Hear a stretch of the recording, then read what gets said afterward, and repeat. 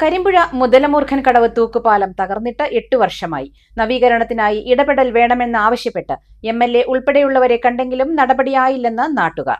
1.75 കോടി ചെലവിൽ 2013 കരിമ്പുഴ വെള്ളിനേഴി പഞ്ചായത്തുകളെ ബന്ധിപ്പിക്കുന്ന തൂക്കുപാലം നിർമ്മിച്ചത്. പാലത്തിന്റെ ശോചനീയാവസ്ഥ മുഖ്യമന്ത്രിയുടെ ശ്രദ്ധയിൽപ്പെടുത്തുമെന്ന് പ്രാദേശിക കോൺഗ്രസ് പാർട്ടി നേതൃത്വം.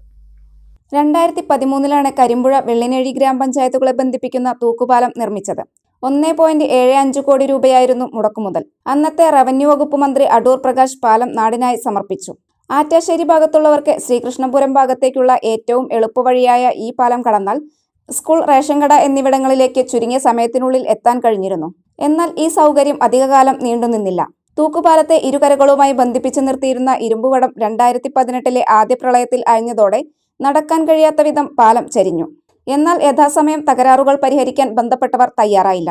പിന്നീട് 2018 പ്രളയത്തിൽ പുഴയിലൂടെ ഒഴുകി വന്നിരുന്ന മരങ്ങൾ ഇടിച്ച് കമ്പികളും പ്ലാറ്റ്ഫോമും തകർന്ന് പാലം പൂർണ്ണമായും ചരിഞ്ഞു.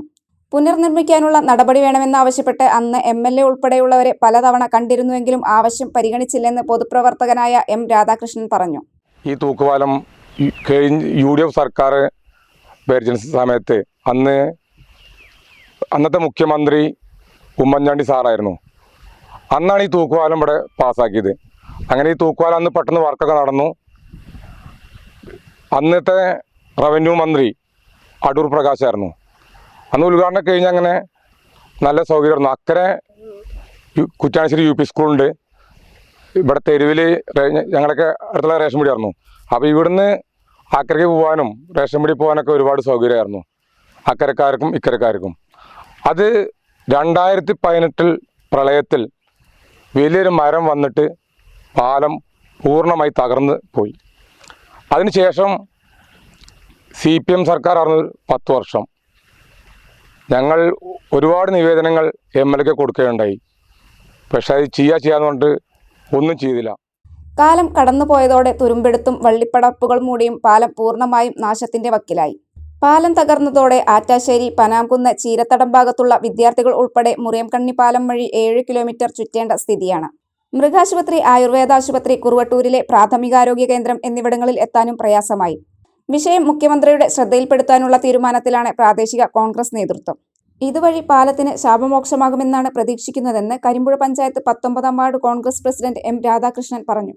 ഇപ്പോഴത്തെ മുഖ്യമന്ത്രി VD സതീശൻ സാർക്ക് നമുക്ക് ഇവിടുത്തെ നാട്ടുകാരും കൂടി ഒരു നിവേദനം കൊടുക്കുന്നുണ്ട്.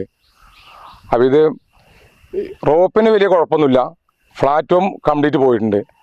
അപ്പോൾ അത് പെട്ടെന്ന് പണി ചെയ്ത് കിട്ടുകയാണെന്ന് വെച്ചാൽ ഒരുപാട് അക്കരക്കാർക്കും ഇക്കരക്കാർക്കും ഒരുപാട് സൗകര്യമായിരിക്കും. ബജറ്റിൽ അനുവദിച്ച 3.70 കോടി രൂപ ഉപയോഗപ്പെടുത്തി Muthalamoorkhan Kadavu adventure tourism project report തയ്യാറാക്കിയിരുന്നു. ഇതിന്റെ ഭാഗമായി നടപ്പാത നവീകരണം, electric auto, cafeteria, ticket counter, bio ടോയ്ലറ്റുകൾ, floating boat jetty, bamboo rafting, കുട്ടികളുടെ പാർക്ക്, സാഹസിക ജലയാത്രകൾ, തൂക്കുപാലം, ദീപാലങ്കാരം എന്നിവയാണ് ലക്ഷ്യമിട്ടിരുന്നത്.